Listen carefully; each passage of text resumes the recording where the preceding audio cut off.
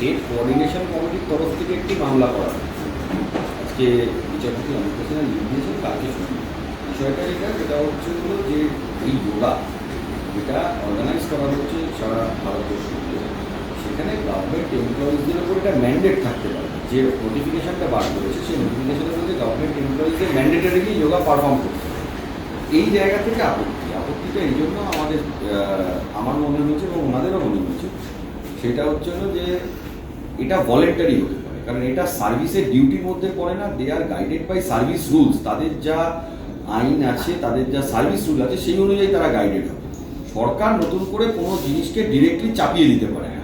এইটা আমার মনে হচ্ছে এইটা পার্টটা নিয়ে হাইকোর্টের কাছে এটা চ্যালেঞ্জ করা হচ্ছে।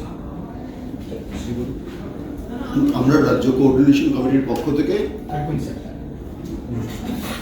আজকে কলকাতা হাইকোর্টে এই বিষয়টার দৃষ্টি আকর্ষণ করেছি। আমাদের মনে হয়েছে যে চিফ সেক্রেটারি যে অর্ডার ইস্যু করেছেন রাজ্য সরকারের পক্ষ থেকে, এটা আমাদের সার্ভিস রুলের পরিপন্থী।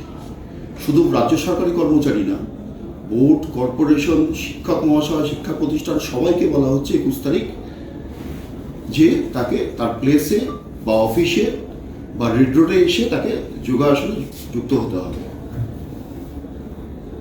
ইতিমধ্যেই প্রশাসনিক নানান চাপের মধ্যে কর্মচারীরা আছেন।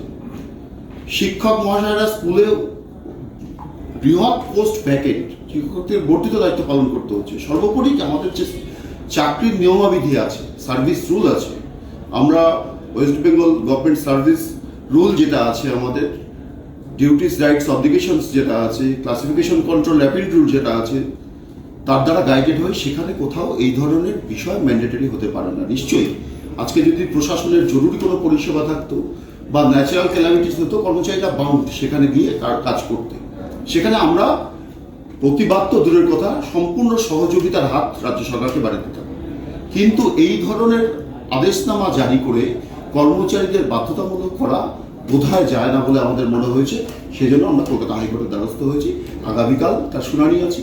নিশ্চয়ই কলকাতা হাইকোর্ট যে রায় দান দেবেন সেটাকে আমরা মেনে নেব। আমি সাধারণ সম্পাদক, রাজ্য কোঅর্ডিনেশন কমিটি, বিশ্বজিৎ গুপ্ত চৌধুরী।